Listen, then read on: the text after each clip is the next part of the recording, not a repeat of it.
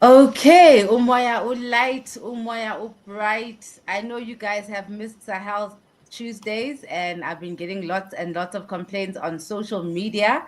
So I'm hoping that those complaints we've been getting on social media will actually translate into you guys joining in the question and answer session. So today we have questions and answers, as you can see on stage. We're looking forward to the engagement. So we are good to go. As usual, I do not walk alone. We are hosted by Mam Kanyisi Liditri Shabalala, who teaches us our geopolitics. Good evening, Mam Kanyi. Good evening, Moya. How are you? We are well. We are well. We are looking forward to the engagement as usual. We know that there's a lot of developments, and I'm sure there will be certainly questions coming your way. Oladele, you know we go in order of ancestry here. Greetings, everybody. Welcome to another session. We're looking for the question and answer session. Please get ready. We need your answers. We need your questions, basically, because we've been telling you stuff. So we need to hear from you. Let's engage. Let's talk. Speak to us. Looking forward to it. Of course, people are also streaming from the Emerging Alcabulan, podcast that is working with us. So we do acknowledge those as well. Ndugu from the Kumbukeni network. Guys, please follow that podcast as well. Good evening. Asante. Karibuni. And just quickly, if you'll allow me, Moya, this outfit is by Carl Winston African Clothing. So go support them. I'll share the link later. But yes. Standing. So I'm hoping people are ready to ask their questions. We did put it out that it's a question and answer session. They're asking if they're allowed to ask controversial questions, dears. Yes. It's the Fire only way we Come on. For me, as long as the questions relate to the Sahel, because it is Sahel Tuesdays. And as long as they're respectful, because we are Africans, so. Yeah. Okay. I have a question, but it doesn't relate to the Sahel, you know? Okay. So I don't know if I'm allowed to break the rules a little bit, because I've been seeing on social media a lot of, since all this MK stuff broke out, there's been the conversation around Morocco and why it was wrong for the Morocco funds to be taken. And I think a lot of people just talk according to what narrative they get taught, and they just parrot it, but we don't actually know why or who's Morocco in the bigger scheme of things. And in terms of our geopolitics, why should they not have taken the money? So I don't know, Mam Kanyisi, are we allowed to ask that question and then we'll come back to Sahel? No, because the topic is Sahel Tuesdays, people. So, if we allow this question, we can allow other questions. Also, I'm on Sahel Tuesdays as Kanyisile, not representing MK. So I think it's very unfair to take Sahel Tuesdays platform and drag me into MK politics on it. I'm here as myself. Okay. We were not trying to get the MK politics. We want to understand the Morocco politic, what it is. But it's fine if you don't want to share. If there's any questions from the audience, it's dead quiet in the audience section. So we can't have a question and answer question session without any questions. I don't know, people from the panel, do you guys have any questions? Not questions. I do actually have a question.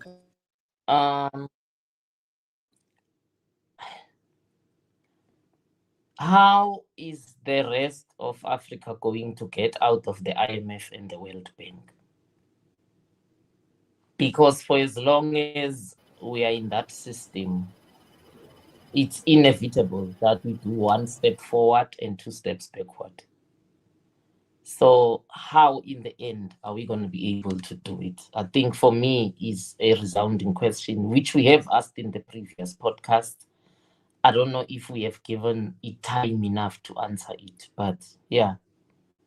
Because if out of 54 countries, we only have 3 countries that are willing to do it in 2025, then it means we are going nowhere. I mean, they are a fraction of 54 in terms of percentage.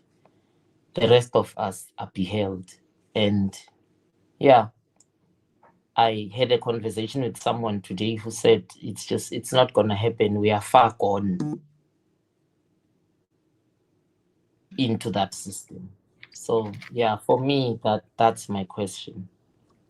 I think, sorry, Oladele, to lose hope is to accept death. So let's just start with saying that. And so for us, that's not an option. To lose hope is to accept death. I know it seems bleak, but we've seen peoples in the past in history come from worse situations, even more dire situations, right? John Henrik Clarke is advised by, why am I forgetting his name? By one of his mentors, I'll remember the name, to go, when he asks to learn about his people, African people were now Ubuntu, he's told, go learn about the European history first, and then we can start African.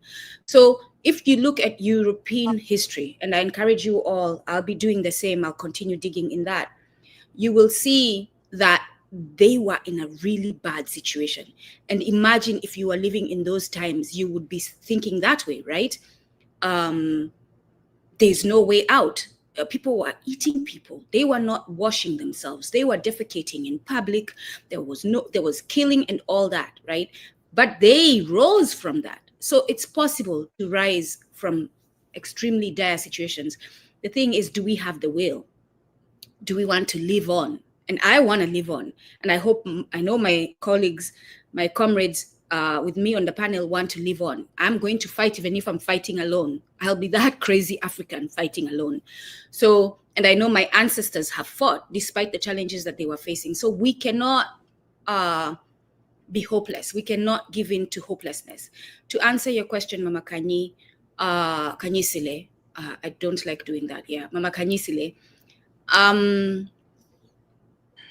say no. Just say no. Just say no to the IMF, to the World Bank, to the West. Just say no. Thomas Sankara said no. Just no. I don't know what is so hard about us saying no. They say you're going to be sanctioned. Go ahead, sanction. You're not getting gold from us anymore. You're not getting oil from us anymore.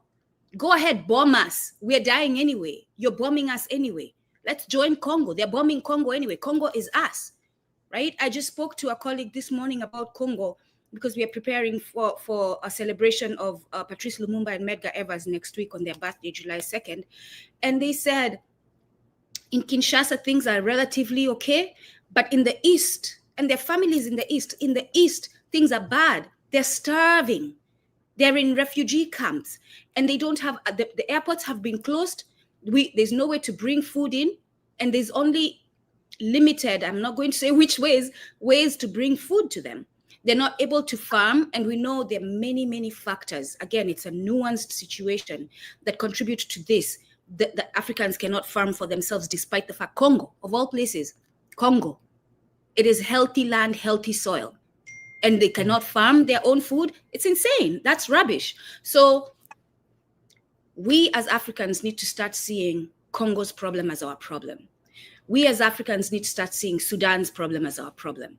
We as Africans need to start seeing our brothers in the United States, our brothers and sisters, their problem as our problem. We have to see ourselves as one family. I really am not, I will not even indulge you if you have this business of talking about FBA, or if you are a Nigerian who's talking about, I don't recognize Kenyans, or you're criticizing this and that. I don't have time for you, because you're keeping us under subjugation and exploitation and being killed.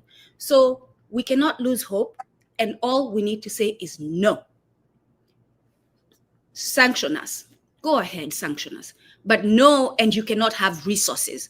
So, and another thing, as Nkrumah said, we need to all join. And as Sankara said, if the Kenyan president says no by himself, he'll be killed.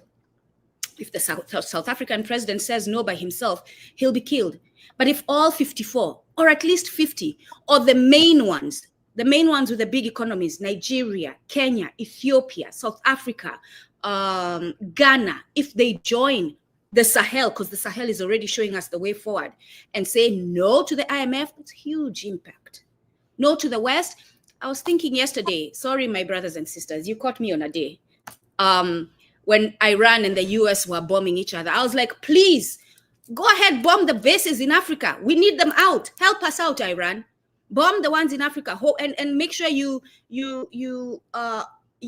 allocate your bombs so that the effect does not harm the neighborhoods close by the bases. But please, Iran, if you need vengeance against the US, go ahead and do it in Africa. The base is there. We're tired of them. And apparently you have the resources to do it. So help us out, please, Iran. Go on. I'm sorry, brothers and sisters. What I was going to say, for me, there is hope. There is hope. There is hope. Look at these three countries, Niger, Mali, Burkina Faso. These are three countries who are telling us that it is possible. You know, we had an interview on Sunday. We talked about this. It is possible. I basically, 5 years ago, if you told me about the awakening that we have today and where we are in terms of our consciousness, I'd probably say no. But things are changing. The youth are awakening. Everybody around us people are dying for information. They want to know. There's a drive to actually know history, know also this. I can see everywhere, social media, people are, the stuff we put out there, people are gobbling it up because they want to know. So for that reason, there is hope. But what I would say is that we cannot leave our leaders to do this because most of African leaders are compromised. The change is going to come from the people. We need to drive it from the grassroots all the way to the top. That's the way forward. In your community, whatever you are, let's start engaging, let's start talking. Let's start engaging. The more we engage, they're going to get scared. They are going to get scared. And this is basically what they don't want to do, because you see what's going on in Kenya, how they infiltrated and killing people when they protest. But the more of us keep getting involved, we can overwhelm these people because we are more than they are. They haven't got the power we have as a collective, as a united people. And this is what we need to do. It is possible. In my lifetime, it is possible. A few years back, I never thought so, but from the way things are right now, and with us, the elders, back in the youth, it is more than possible. Things are changing and things will change. And eventually, our leaders will have to listen to the will of the people. And that's all I have to say on that. So there's an interesting question here, which is quite important. As a gay man, I respect Traor's mission, but his anti-LGBTQ stance hurts for queer folks who support his work. Please advise us on how we can navigate this without betraying ourselves or the cause. Excellent. Yeah, I also think it's a very excellent question. For me, Ntigi, that's what makes me say there is a fundamental problem with Pan-Africanism. And I think which is why in the 70s, in the US, it migrated to Afrocentricity. The two are not the same.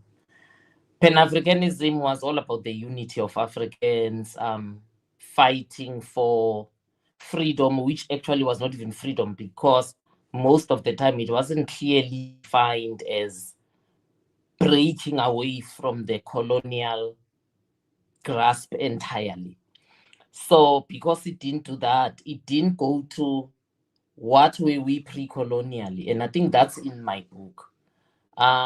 So if your point of departure is Pan-Africanism, you are going to struggle with gender rights. Let's start there, because Pan-Africanists themselves suppress gender, by the way, except Sankara. I think that is why we celebrate him so much. He's the only one amongst the most written a book on women, and even understood that you cannot take me to a society where half the population is held in silence. That is his quotation. So, but the stance of most of these leaders, by and large, was Pan-Africanism, which is why Africa has been led by men predominantly up to now. And gender, if you are not looking at African women, you are not going to stretch gender to even include LGBTQI. So you will go with the narrative of Islam, of Christianity, of demonizing, and you will not even think that Kobupedi, which is Limpopo, Oladele, and Nduku, we say Kobupedi, you still have something called the village wife, which Islam and Christianity would never affirm. We have so many of these variations of sexuality. Njingambande kept the Chibados in her royal palace, and her power as a female monarch actually came from the Chibados, which were cross-dressing men, which is why the Catholic Church wanted them gone. They hated them above anything else in that society. So I think for me, honestly, Ntsigi, we need to put Pan-Africanism on the table, dissect it, and say these are its shortcomings, which is why we need Afrocentricity, which means put Africa in the center. And if you put Africa in the center, you're going to put Africa in the center in its totality, with its spirituality, with its culture, with its pre-colonial construct. Pan-Africanism is a reaction to colonialism. So truly, it starts our history with colonialism. Tell me any African Pan-Africanists of the leaders that we espouse that told us about Africa in 60,000 BCE. They never went that far. Colonialism was the starting point. And with colonialism were all these isms that are dividing us and detracting our struggle of unity, because, and Ndugu, I agree with you, our struggle is not only detracted by nationality, which is the borders, it's also detracted by ethnicity, by clan, by sexuality, which was a private thing in African cultures. That's why we didn't even name it. It didn't matter. So I hear the question, and I empathize a lot with that person.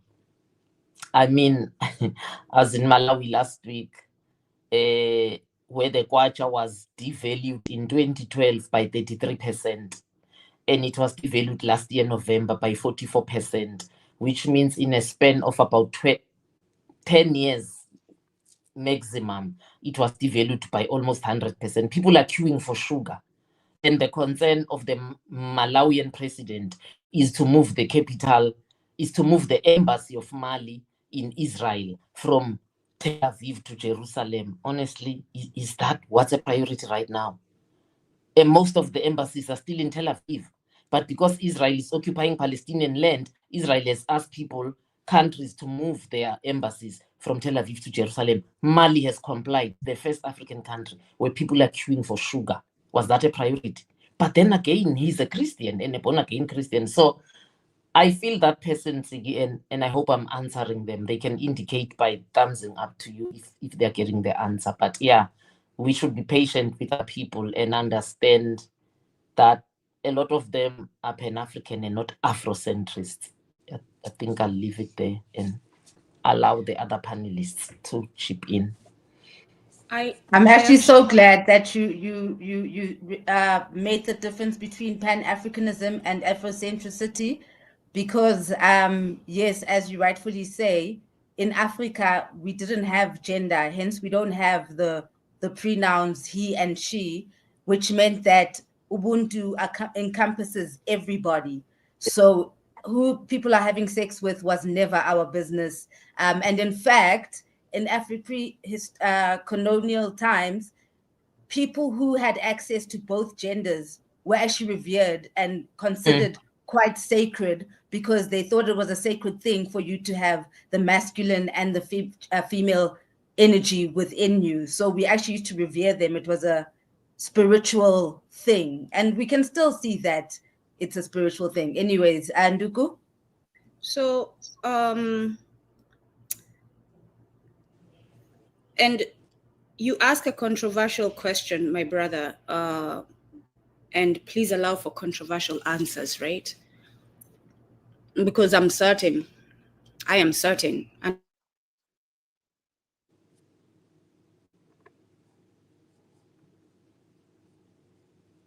because it's necessary. And I'll try very much to answer in a way that does not spread hate, because that's not the purpose. The purpose is to understand, to learn, and to preserve life, right? For me, the grounding principle is life preserving and the growth of generations to come. So I'll try and answer it from there. The first question, like, we should ask ourselves, instead of asking, we should ask ourselves why our brother Traore is taking this stance. Why, right? If someone can connect with him and ask why. And then we should also ask ourselves, given the way this movement, LGBTQ, is moving today, does it pose a threat to our community? What is the threat that it poses? As African people, we are life building. We are grounded on building generations to come. So procreation is a big part of our community. If we as a community make the trend and the norm what it is now, we risk our generations not coming in the future and us being extinct at some point, right? That is one thing that people might be concerned about. The other thing too, and there's evidence to this, is there are things being put in our food that are causing people who appear a certain way sexually to appear another way. I'll give a simple example. Our brother from Kenya, he's a doctor. We had him on, myself and Oladele, a while back. Oladele, remind me the name. Dr. Wahome. Dr. Right? Wahome Ngare. Yes, Dr. Wahome Ngare. And he said that at one point, one of the NGOs had introduced a malaria vaccination in Africa, and it was sterilizing the women. The ingredients in the vaccinations was sterilizing the women. So ask yourself, if it's sterilizing the women, what's it doing to their genetics that is changing that womanhood? What else is it doing that is changing that womanhood? And then as I see, I'll give an example. We were at an African event recently, and at one point, I felt like the number of gay men was higher than the number of straight men. And then I asked myself, why is this increase in this community only in a certain demographic? Why is it just Black men and Hispanics where we are seeing the increase? Why is it not in the white community? Similar increase. So this is, as human beings, we have to allow ourselves, for the sake of survival. And I'm saying, let's not hate. There, at one point, maybe it was natural, but clearly these forces that want to destroy the Black community have taken advantage of the situation. And now it is manufactured, right? It is medically manufactured. And there's evidence of that. And maybe one of these days we'll have, and the reason why we don't speak on these things as much as we need to is because we are scared of being canceled. Because you all out there are going to cancel us, right? If the gay community is going to be willing to ask a question like this, my brother El Regalo, and I'm sending you love so that you understand that my response is not out of hate, right? And I would not want to be in a situation where I had certain feelings that everyone was looking at as wrong, and I have to fight for myself, right? I know that's a struggle. As a Black person, right? We know that's a struggle. But we have to stop and ask ourselves these questions. Why am I seeing this predominantly in Black communities and Black men? Why is it there? Why am I not seeing it in white communities and white men? In the school where I was helping at some point, I'm telling you, most of the students were gay. Most of them. Now, that wasn't the case 5 years ago. So what has happened since 5 years ago? And then explain it to me scientifically is what I'm saying. And I don't want to use science hatefully as it has been used in the past. Let's ground ourselves in love and life-giving. Life-giving. Everything we do has to be life-giving. And then we understand what's being done. Because if there are entities that are socially creating this, if there are entities that are medically creating this, we have to fight them. And if they're targeting Black and brown people, we have to fight them. That doesn't mean we hate those in our community who subscribe to this lifestyle, but it means let's address these evil doers that are going against nature and solve this problem. Because I'm telling you, I'm noticing a difference that seems socialized, and I am having trouble having this conversation because everyone is criticizing me for being anti-LGBTQ. That's not the case. I want to have a critically, an informed and life-preserving conversation, so that we do not destroy a Black community, so that we do not destroy the Black family. So that's my response on it.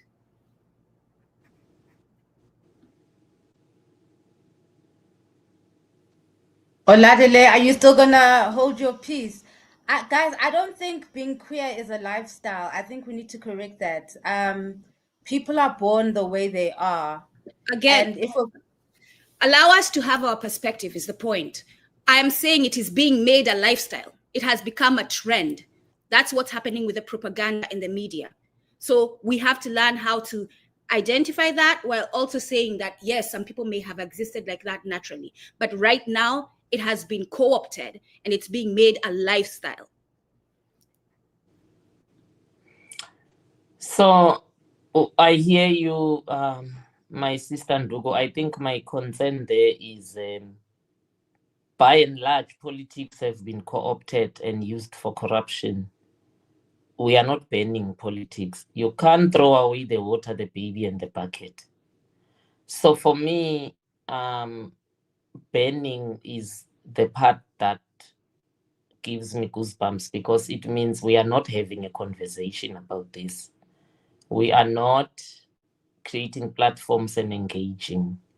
So I think, while I agree with you that there is a certain element of sponsoring, but I'm also just saying it has predated our community of now.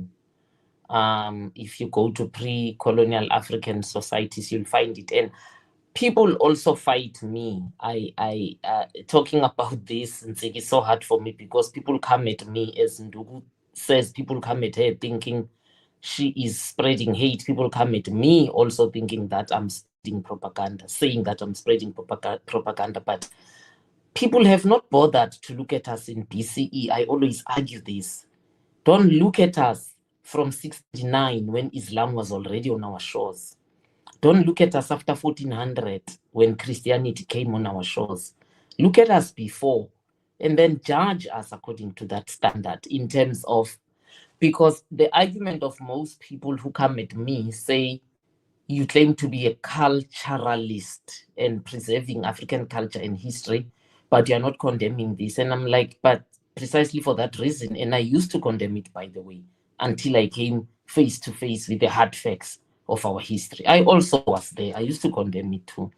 So I think for me, the problem, Ndugu, of the person who's asked the question is the banning part, that we are not holding, you're not giving us a platform to hold a conversation about this and to say, okay, these are the laws we are going to pass to ensure the element maybe that you are talking about, of it being sponsored to kill the growth of our people.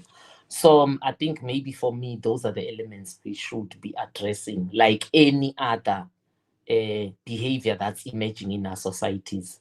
We attack the negative part of it. We attack the undercurrent or the enemy within that activity. We don't attack everybody else and nullify everybody else. I think that was the concern. I think that's the spirit within which the question was asked, in Tsegi, if I'm not misquoting the person. I agree with you, Mama Kanyisile. And just to add to what you're saying, hopefully our brother Traore will open up for that conversation. But also, someone mentioned in the chat, and I agree with them, that we should set up research projects and research centers that start looking into Western food and Western vaccinations to see what it is that they are doing to harm us. African grounded research centers to start looking at their vaccinations. All the vaccinations that people have complained, I gave this to my child, this happened, they are different, put it on the table, let's research what's going on with that. All the foods, I remember at one point and it's still happening, like our girls are maturing very, very early, right? They're getting their breasts and their menstrual cycles is starting very, very early, and it's being put towards the milk, the beef and everything. So let's take those items and start looking at them as Africans. That is where we need to move. Anyone who has the wealth, anyone who has the funds to support this, we need to open research centers, not a Bill Gates supported research center. African research centers that are not influenced at all or funded at all by white people who seek to uphold the false notion of white supremacy, so that we can understand, is this an attack on our community? Or is it something natural that's happening? And then how much of it is natural, so that we can have an informed conversation and not just make decisions because we want to be kumbaya. In the meantime, we are being attacked medically. So I agree with you, Mama Kanyisile. We need to open up space for the conversation and then invest in medical research.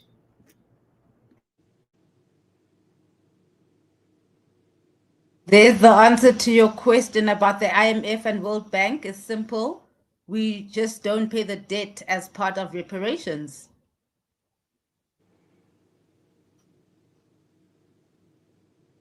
Okay, I thought my brother Oladele wants to come in. I'm scared that we are leaving him out.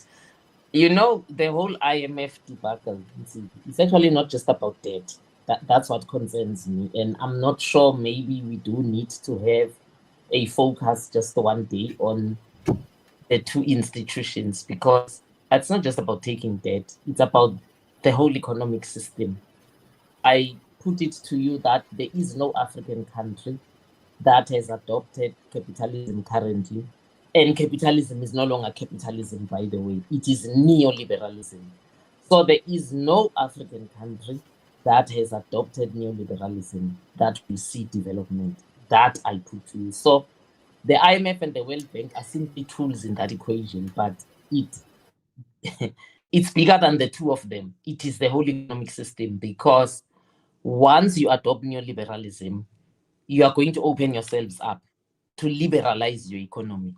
Once you liberalize your economy, you're actually saying your local companies are going to compete equally with the multinational companies that have been doing this from 1400 when Europe adopted capitalism. So in the end, it just means death to your local companies. And it means you are going to be importing more than you are exporting. So even if we can stop paying debt, it does not translate us to being exporters. We are still importers more than we are exporters. We are still deindustrializing because local industries are killed because they cannot compete with the foreign incoming industries. So it's bigger than that for me, actually. Yeah, I think I'll leave it to my other two panelists. Yeah, in terms of the IMF and the World Bank, like my sister said, I was having this conversation as well on Sunday. I think the system, the capitalist system, which has now become the neoliberal system, Africa needs to do away with it. This is basically the work. This is what we Africans need to do. I don't know what we're scared of, but capitalism, is basically what's strangling Africa. It's basically, they built this to basically strangle Africa. Capitalism is strangling Africa. Africans do not understand that the system is basically used to steal from us.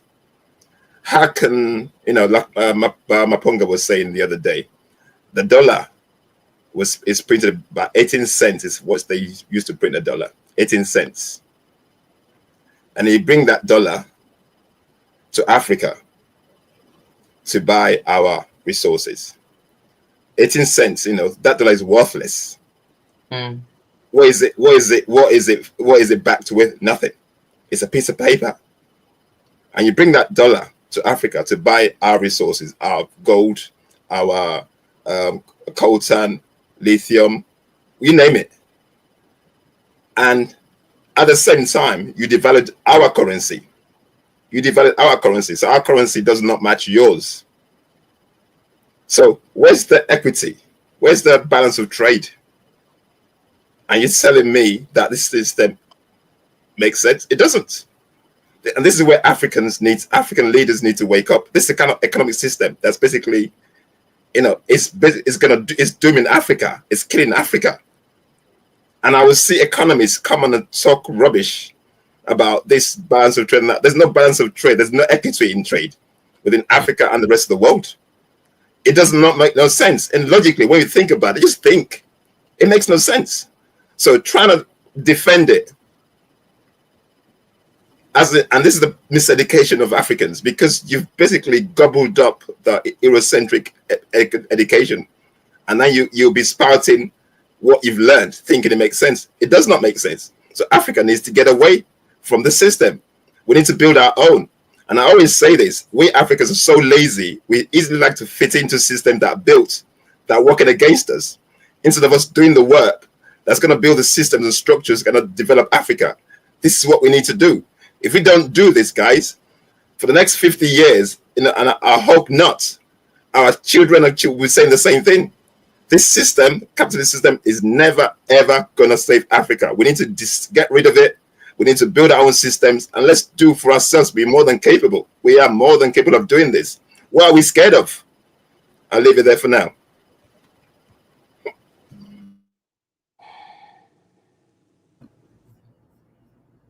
What was the question? What was the question regarding the IMF? Okay, I found it. Nsiki, you want to move on to this one, or you want us to go to still speak on the IMF? No, do you, babe? Do you? All right. Ndugu, just quickly, if you are stepping I'm seeing off, that, yeah. Mm-hmm. If you are stepping off, just give me a quick 1 minute. You know, in 1982, the rand was 1 to $1. And if at all it fluctuated, it was R1.32. Why is 1982 important? That was the height of the boycott of the South African government. I mean, they couldn't trade with people, they were boycotted in sport, but because it was a protected economy and not a neoliberal economy, which means opened up, they survived. We came in 94, we liberalized. Where's the rand now? I just wanted to give that example. Sorry, you can take it over, Ndugu. All right. I will speak on the IMF, but as you keep that up, Nsiki, and please keep it up so that I can keep my thoughts straight, because I am walking a tightrope here.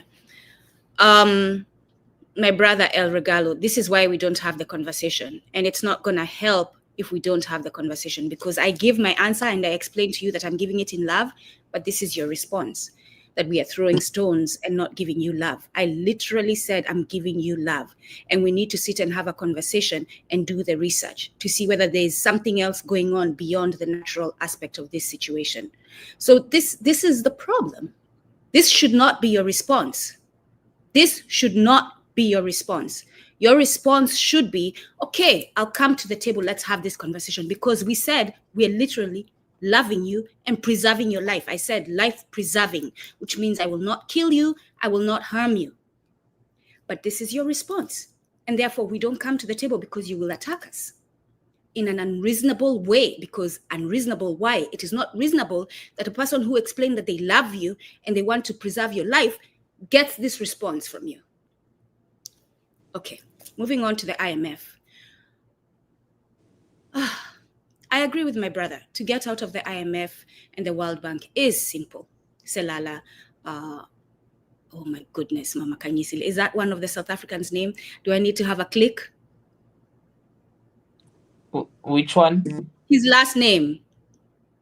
Who? Tulawane, or is that Shona? Anyway, look at the name if you can see the comments. It's written Tlouane. I can't. I'm doing this.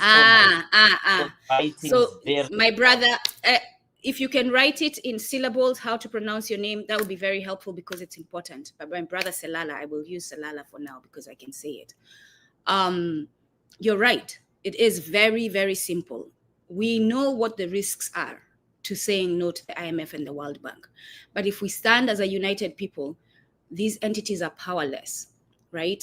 If we stand as a united people and bring all our forces and have strategic relationships with those who have the resources we don't have, that's another thing.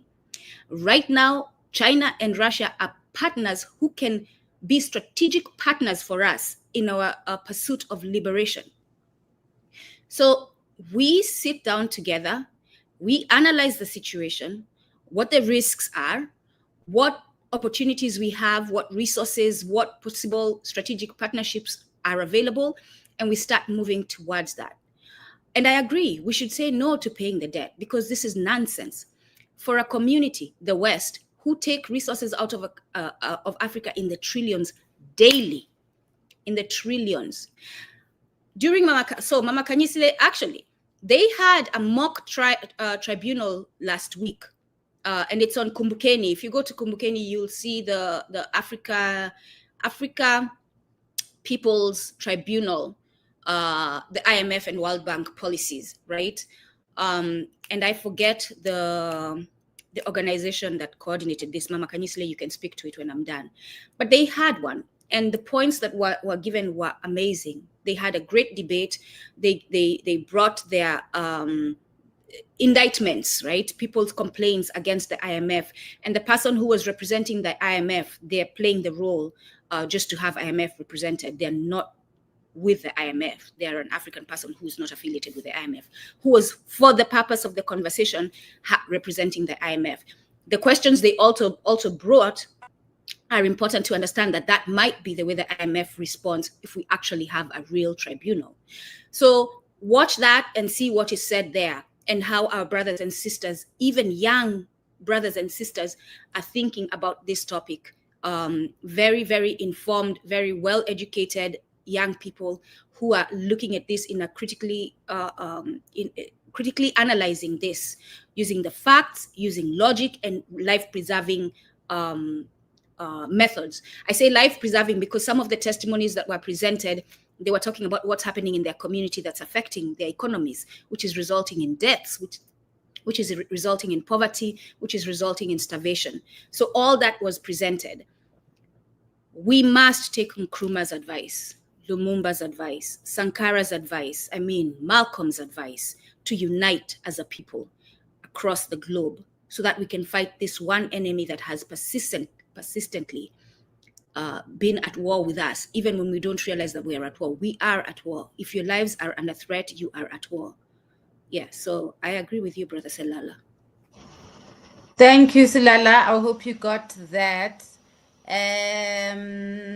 I see this topic is quite, people want to engage. Bayard Rustin was a gay man working in the civil rights movement with Dr. King. Everyone knew he was gay, but that did not prevent them from working towards a common goal.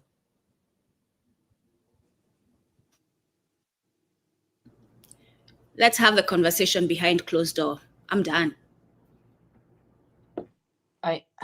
Feel free, Mama Kanyisile, but I'm done on the topic. Yeah, I think it's basically what I said before, Ndugu, that for any area of life, as long as there's no platform for engagement, it becomes a problem. The person who posted that, I'm not sure if they had my answer. It's not new. This has been happening, and there have been activists, there have been freedom fighters, there's been martyrs from any sexual orientation. So I don't know how to put this in a manner that makes them feel part of us. I have counted since the arrival of Islam in 639 to 2022. I think you're talking about 13 centuries, if not. Oladele, you can count for me quickly. A century is 100 years. So we are counting from the 7th century, because the century is always ahead of the year. Islam arrived in 639, Christianity in 1400, but just count from 639. It's how many centuries? I think I counted before. It should be 13 or 14. If it's 14 centuries, understand we are talking 1,400 years. If it's 16 centuries, we are talking 1,600 years. So please understand, that's 1,600 years of demonization, which is the same as the position of the African woman, by the way. The African woman is the most downtrodden on this planet. We are not restored. We are disrespected by our own. we are disrespected by the white male, the white female, then the Mongoloid female, the Mongoloid female, that's white, Caucasian, that's Mongoloid, that's Arab, by the African male, because there are only three races, Negroid, African male, then us. So virtually everyone stands on our head and on our shoulders. And I, like Sankara, wish to live the day where I see everyone just fall off our shoulders and our heads so we can breathe. So if you're an African woman and you're in these spaces, you can't take the point of departure that says, oh, but African women are not fully restored, and I don't see that leader restoring African women. If they are 95% doing right, there's a 5% they are not doing right on. I'll walk with them and work on them because, as Ndugu said, we need the unity that we can get to get started and get somewhere. And maybe we are not going to get 100% perfect leader that embraces everything that we are about, as Wanabuntu, as Ndugu says we are, as Abantu for us in South Africa. But if their strengths for me are at 90% going up, I'll walk with them and hope that with time, they're also human, they will get to the 100%. So yeah, I hope it answers the person, Nziki. Can I add something quickly, Nsiki, because something was said that should be addressed. The comment by El Regalo regarding today's leaders not even wanting to work with gay people. If you can please put that up. This is not factual. At least from what I'm witnessing and from what a lot of us are witnessing, it's not factual. From what we witnessed in both President Obama and Biden's governments, it's not factual. So predominantly now in the school education spaces, in government spaces, because I was in government when we, the Black employee resource groups, were having conversations, very, very heightened conversations with the LGBTQ group, because within the LGBTQ community, they discriminate against Black people. I don't know if you know that. Within that community, the white majority in that community discriminate against Black people. So we were having those conversations. Like, you know, if you're LGBTQ and a member of the African community and you're not standing up for the Black man, the African woman, their rightful feminine role, their rightful masculine role, and the African child, be quiet. Move aside. Don't ask me to stand for you. If you're not standing for the liberation of Black people, African people globally, step aside. Don't ask me to stand for you, because this is nonsense. It doesn't make sense that you ask me to see your humanity while you're not seeing ours. So that's where I draw the line. If you are a member of the LGBTQ and you think that African people should be liberated, I stand with you. And you're willing to come and fight in the front lines, I stand with you, right? But I will say, in the education field, a lot of us who have the views that I'm sharing right now, who want to have the conversation, are losing our jobs, cannot get hired because we're being called anti-LGBTQ. This is happening. So don't say that these leaders in America right now, if your stance is against LGBTQ, or at least you want to have the conversation, you're asking questions that they don't tolerate, you're losing a job. So the discrimination is against us, not you. It's against we who want to have the conversation and understand if there's an attack on us. It is spreading in the United States, where you can't get a job if you ask, is something going on? If you say, my religion says this, I'm uncomfortable supporting, right? You have students, they'll come to you, one day they're feminine, the next day they're saying, I'm transferring, changing myself to become male, I'll go by this name. You're Muslim, for example, this goes against your religion, right? These are two tough conversations. You explain to the child, my religion does not allow this. You can say what you want to say about religion. We've had those conversations. Go to Kumbukeni and find them. So if you want to find my stance on it. And instead of having that conversation, that person is fired because they said their religion is not for it. They didn't even show hate to the child. They continue to show love to the child, and the child loves the person. There's that going on, but they're fired. And making it worse, they can't get a job anywhere else. So you tell me who's discriminating against who. Thank you.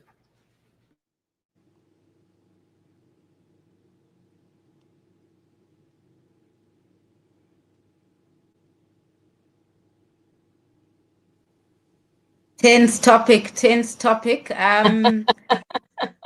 Yeah, very. And Yeah, let's extremely. let's let's stretch it, Nzigi, if you agree. And please, because it's Sahel Tuesdays, let's always remind people who tune in now, why are they now suddenly talking about LGBTQ? I thought the topic is Sahel Tuesdays. Because somebody asked that, how do we support Traore if he has banned LGBTQI and I belong to that community? So if you tuned in while we are talking, please, that's why we are engaging this topic. I think, Nzigi, I would also stretch it by saying to give a fair and balanced approach to this is, 5 million Jews were killed between 1939 and 1945, and maybe even earlier before the launch of the actual war, maybe as soon as the Hitler Socialist Party took over in 1933, already killings were there. So maybe, let's say 5 million people, Jews were killed between 1933 and 1945. There's a name for their pain and their death. It's called the Holocaust. And you can't even begin to undermine that pain. You are going to be labeled anti-Semitic. Now we have a name for the pain and the suffering of LGBTQI. It's called hate crime or the hate law. Guys, we still have no name for the pain of slavery, for the name of colonization. We struggle if you are Chewa, you explain it from how Chewa understand it. Nigerians describe it their own way. Because there's still no recompense. There's still no, I'm looking for the word. There's no repentance because racism still continues unabated in the global financial architecture, in the global political architecture. That's why we are not in the Security Council. We are the told and not the teller. That's why I even say, why are we even fighting to have a voice in the Security Council? We must just abolish it so that everything goes to the General Assembly where there's one vote, one country. So racism still continues. That's why there's no name for our pain. You cannot prosecute anyone for undermining our pain. That's why people can come out in South Africa and say colonialism civilized us. Imagine the pain we suffered from colonialism. But you can't label them anything because there's no label. So I just want to say to the LGBTQI, I think we have moved a lot, and where there are spaces where you still feel excluded, men understand people are developing, they'll get there. But at least there's a step ahead. We have begun to have a name for your pain. And if you belong to LGBTQI and you're African, be worried that there's still no name for the African pain as yet. So yeah, that's the stretch I wanted to take it to Nzi. If I'm allowed to stretch it a little bit further, and there will be tensions in the room rising.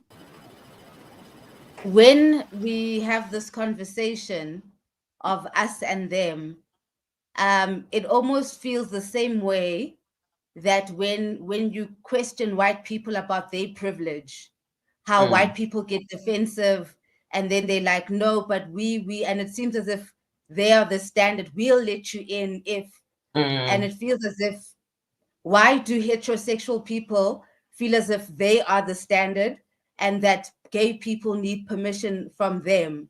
So for me, I find it hard to not hear the same racism when white people get defensive when we call it out, but when the queer community calls us out, we sound exactly like white people actually when they defend racism. So I still feel that who people sleep with is not our business. While I agree that there are genders in this world that are designed to destroy the Black nation, but there are people who are born gay, and it is what it is, and they were created that way. So who are we to be the ones now who are saying who is good enough to be in the Pan-Africanist movement?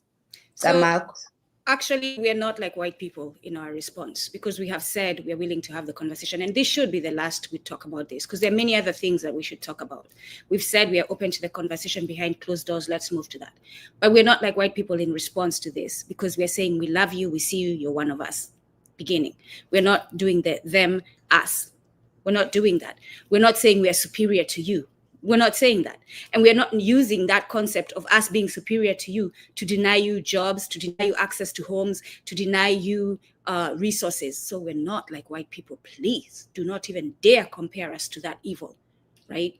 In the way it moves against us. So we are showing you love and saying we are noticing something different in our community. Let's stop and understand the forces that have come against the Black family. Can we sit and have a conversation and understand who has been socialized, what has been medically affected, who has been medically affected, and who hasn't? Look at the vaccinations, do the research, see what in them might be causing this, right? So that we have an informed position as we move forward.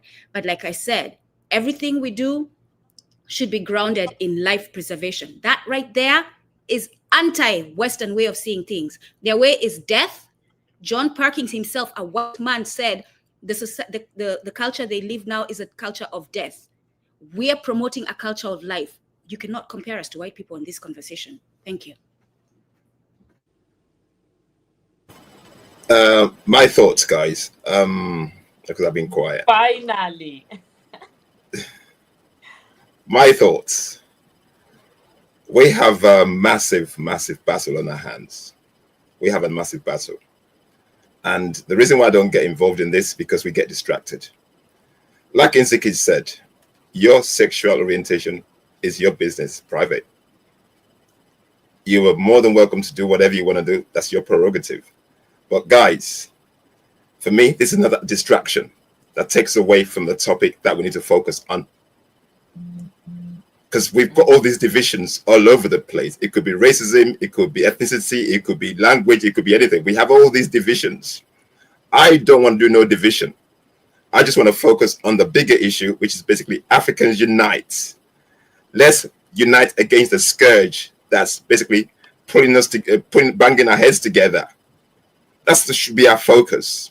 Sexual orientation, it's your business. But, like I said, I'm not focused on that. But we have a bigger issue. Let's focus on how we can unite to get rid of the scourge that's basically dividing Africa economically, socially, our food, our security. Africa's not safe. Let's focus on that. And today we're talking about, we focus on the Sahel, These guys are showing us examples of what we can do to bring change to the whole of the continent. Let's focus on that, guys. Otherwise, we're going to be fighting each other. And our kind of infighting is basically what they like. Because they see we're not uniting. So we need to unite. That's my thoughts, guys.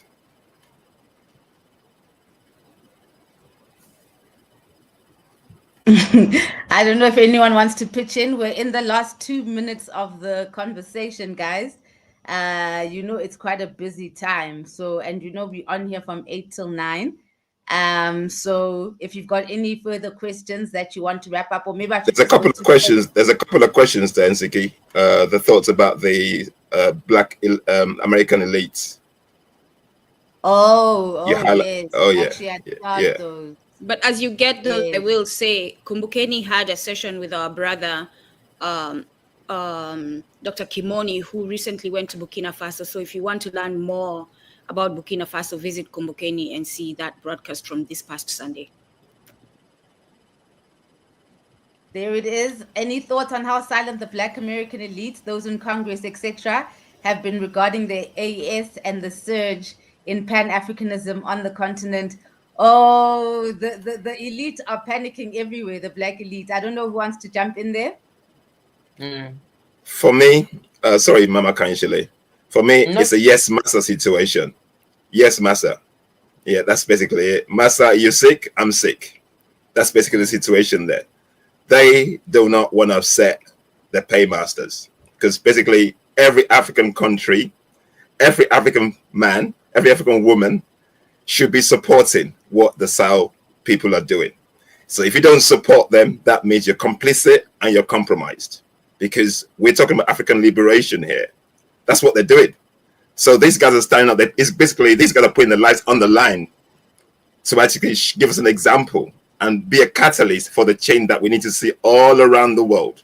So if you're not supporting them, whatever you are, even in the African governments, because 53 African governments are quiet, the elites in America are quiet, the elite in the UK, whatever you are, they're all quiet. Why are you quiet when a 37-year-old man is telling you guys, we can do this, join us? What's holding you back? I'll leave it there. Moreover, why are you quiet when a 37-year-old son of yours, because he's still young compared to 60 or 70-year-olds who are alive in Africa? Why are you quiet when a 37-year-old son of yours is being killed? I mean, there's been 22 attempts on his life. Why are you quiet? Why do you see that as normal? But also, for me, even to use the term African elite is itself an African. I took a photo alongside Sankara's car at the opening of his memorial. Guys, do you see the car Sankara drove in? My God. It's just something that took him from point A to point B. So for me to even say African leadership elite is, I don't know, it's doesn't go together. It's like saying the holy devil. It's just two things that don't go together in one sentence. So the fact that African leadership is elite is the same reason they will not embrace the Sahel.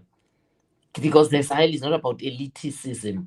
It's asking them to forego all the back room monies that the IMF and the World Bank and the OECD and all these corrupt transnationals are paying them so that they can take loans that in China, so that they can open our economies to transnational companies that kill our local industry, so that they can agree to devalue our currencies, so that they can tell us we need Forex. So the Sahel is not about that.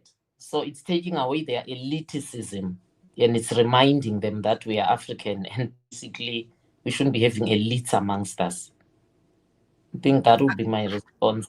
So I agree with my brother Oladele. I agree with both Oladele and Mama Kanyisile.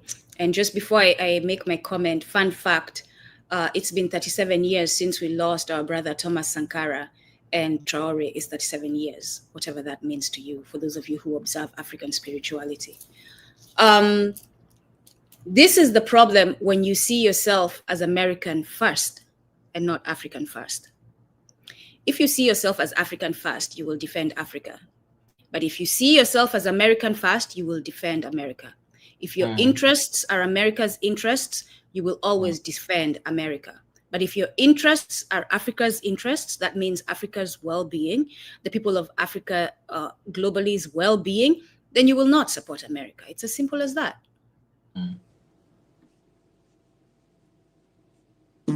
All right. Unless anyone else has got any closing thoughts, but it looks like there's no more. Oh, there is just this one question from Lifika.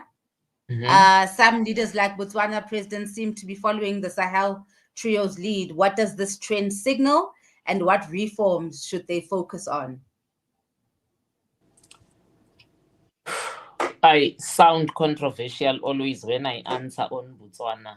Nsigi, remember, I campaigned with this party because there's a favorite daughter of mine there who's become a deputy minister. Until I see on the news on SABC one cold morning, which will bring sunlight into my heart, I switch on SABC and it says the military base in Botswana shut down. They given 24 hours to leave. I will say, yep, they are walking in Traore's footsteps. Until that happens, I don't believe it, because those are amongst the first things that Traore did. And he knew as a military man what it means to have foreign base on your soil. You know, I always say, I don't subscribe to Mandelaism. I actually believe that we are in the neoliberal economy because of a lot of the yeses Mandela gave where he should have said no. But I like Mandela for one thing. Mandela always argued, it does not matter how far we fall, we can never fall to a point of allowing foreign military bases on our soil. So, yeah, that's my response with Botswana.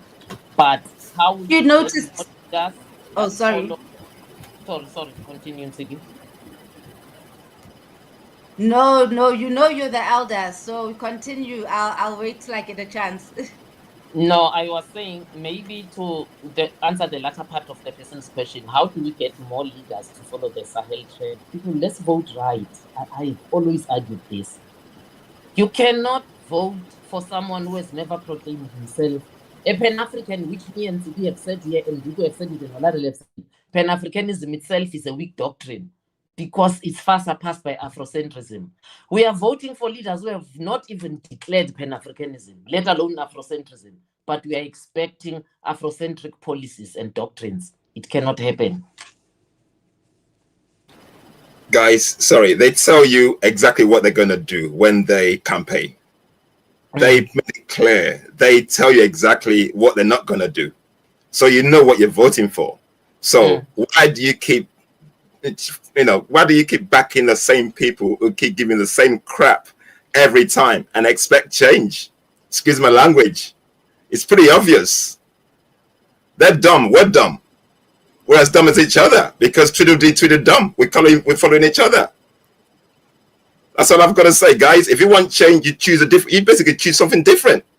You're not going to get change if you keep following the same thing I've been following for the last 60, 65 years. Same thing. How do you expect change when you're not changing? Anyway, that's my final comment today, guys. It's been a pleasure. I agree. One of the things that we need to have, and this was said by Sheikh Anta Diop, Black Africa, I think that's the book where he said this, the 14 or 15 steps to African unity. There have to be terms of agreement for the unity, right? The Sahel has started, and I'm certain they're putting together terms of agreement. And one of the terms of agreement should be, you cannot be a part of us if you have foreign military bases on your land. That's because that puts us at risk. That's as simple as that. So we don't even need to ask, do we think Botswana is leaning towards, if you have a foreign military base, goodbye. The conversation is not even being had. Like, ciao, goodbye. That's it. And then to address my brother, Itumeleng Mafoto. I hope I said your name right. I wish I could comment, but I might lose my bread. This is unfortunately the position of a lot of our people. We cannot have reasonable conversations because this society that we live in now, that we have allowed to take control of us, is a canceling society. Because it's not life-giving, right? It takes away your livelihood without even thinking how it's going to affect you and your community. Because this society is not life-giving. Because this society wants to continue upholding white supremacy. So anything that threatens it, even from a distance, like LGBTQ, right? Because a lot of white people are in that community, like LGBTQ. Anything that threatens white supremacy, they're going to attack and make sure that you do not have access to resources. So I empathize with you, and I empathize with a lot of you. And even as we speak, myself, Mama Kanyisile, lost our employment because of how we speak. And we lost our homes because of how we speak. But we continue the fight because who do we expect to take that risk for us? And how selfish would that be to do that, right? Who do we expect to be the one who gets fired to fight for us? That's the position we took. Now you can choose that for yourself. And then, like I said, we can't lose hope. How long do I want my people to be persecuted? How long do I want? I told about the story of the brother I spoke to this morning in Congo, talking about he's located in one area that is relatively good, but Kivu, they're starving. His family is starving. How long will I stand by while that is happening? So we've decided to take the risk. We have paid dearly for it. Our families, our children, like we struggle in those relationships because the children are suffering because of this. And when children suffer because of choices the parents take, sometimes they blame you. So we're dealing with a lot of mental ish, but we're still focused on the work and defending our people and our liberation. So I empathize with you, my brother, my sister. The good thing about African names and African culture is you don't even know whether it's a he or a she. Look at that. We can have that conversation after all. I empathize with you and anyone else who's in a position where they really, because it's your African self, it's your life-giving self, that your spirit that is telling you, say something. And that existence of having that awareness and being in a space that doesn't let you say that does a number on your mental psyche, does a number on you. And my advice to those of you who haven't found a way to deal with it, get therapy. That's what I did. Get therapy. Definitely get therapy. And like I have said before, if you're a Mwana Ubuntu, you cannot get therapy with a white person or someone that's not a Mwana Ubuntu. And a grounded Mwana Ubuntu, not like the members of the Black Caucus. Someone who's grounded in Afrocentricity. That's who you should get as your therapist, because they can relate to the struggles you have. That's why I'm not discriminating. I'm just saying you can't be talking about your mental issues with someone who doesn't understand your mental issues and who might worsen them by triggering you. Thank you. Thank you. And we were about to wrap it up anyways. I think Mam Kanye did say that she's got a meeting at 9 o'clock, which is probably why she jumped off. Thank you to everybody who joined us this evening. Guys, remember to subscribe to the 3 podcasts that are streaming this, Moya Podcast, Kumbukeni, and the Emerging Al-Kabulan. And it's always such a privilege, and Sahel Tuesdays is where it's at. Thank you so much for joining us, guys. We'll see you again next time. Peace.